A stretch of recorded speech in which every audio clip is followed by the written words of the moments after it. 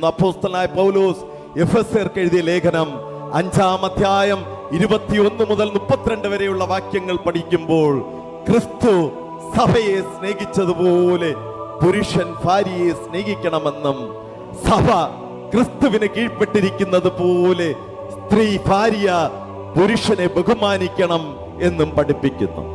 അങ്ങനെ പരസ്പരം കീഴ്പ്പെടുന്ന ഒരു കീഴ്വഴക്ക മനോഭാവമാണ് ആരോഗ്യപരമായ ജീവിതത്തിനും കുടുംബജീവിതത്തിനും നല്ലത് എന്ന് പറഞ്ഞുകൊള്ളട്ടെ.